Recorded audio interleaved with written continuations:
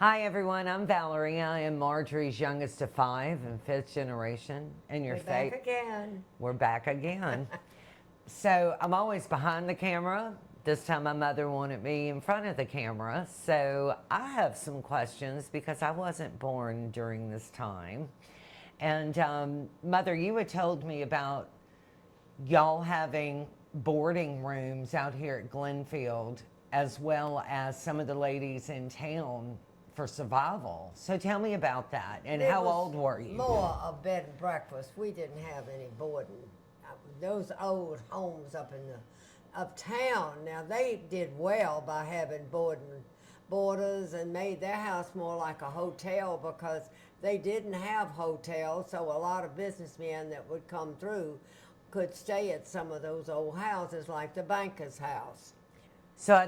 What I'm going to ask my mother, because I love history and I'm the historian of Glenfield, but I want to know what life was like when y'all found out World War II had declared. Well, I was quite young, so as far as all that was going on, I didn't really understand it.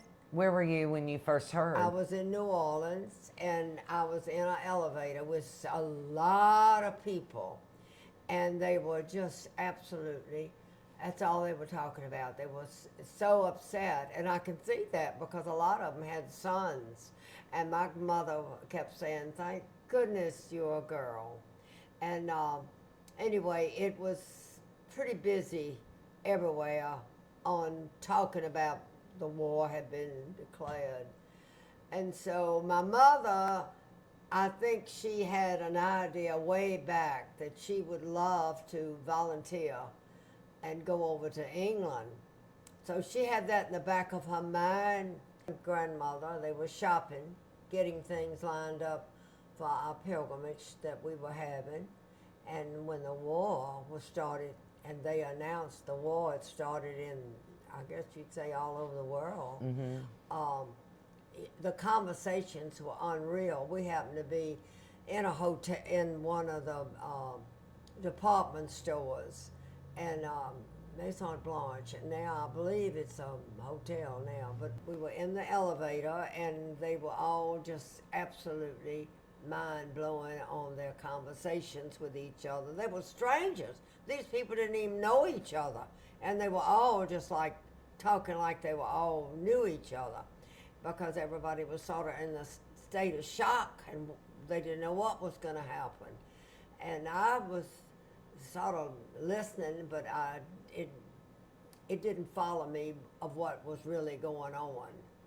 And my mother kept saying, "I'm just so glad you're a girl," because she was beginning to hear conversations about their sons were getting ready to sign up. Their sons, you know, and anyway. So what was Natchez like when Very quiet. when the war began? But now when it started, we had so many young soldiers that were coming through Natchez that it really did make everybody happy, because it was exciting to see thousands of young boys. I think it was from Camp Van Dorn or Camp Shelby, and they were in Natchez, and they were having a great time. That's why we were sort of happy.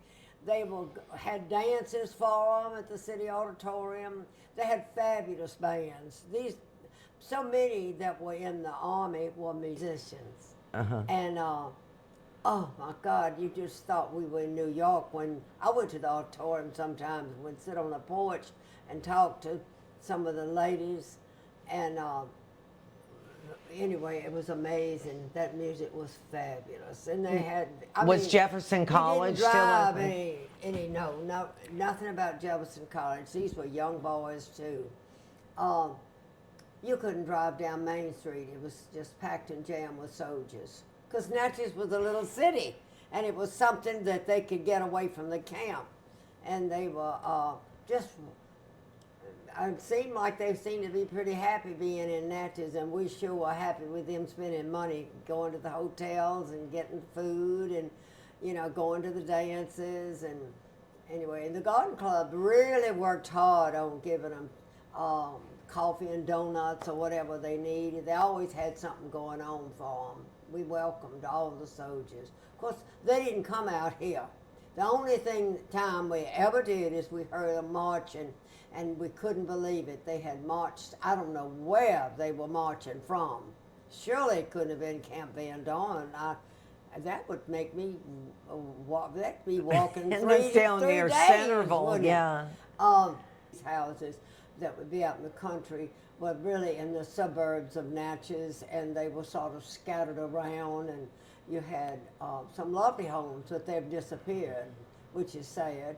But everything was downtown, and the only places I know that they had borders is the houses that were sort of taking advantage of people that looking for rooms, and they probably kept their doors open all the time for you to rent, you know.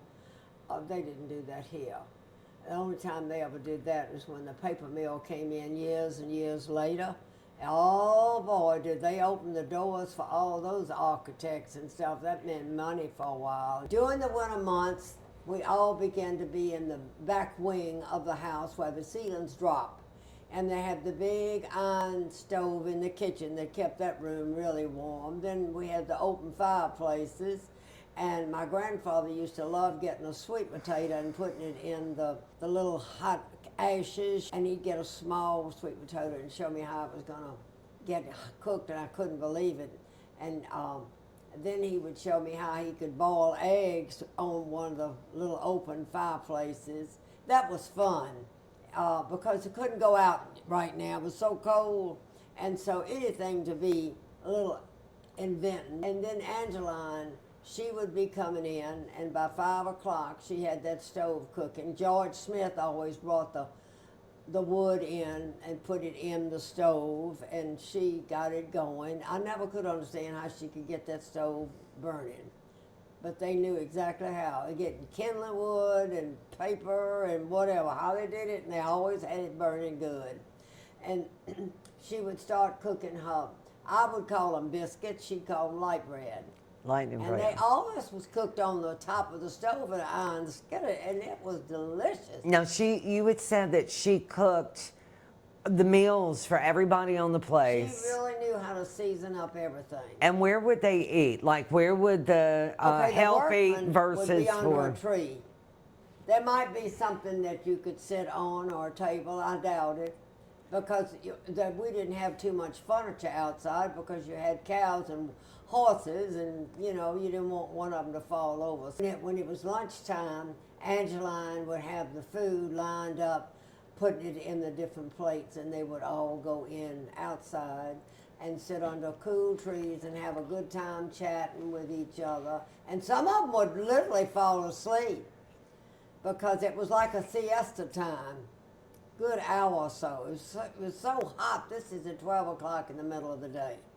And then they had a bell, a big bell. The bell used to be way up in a tree.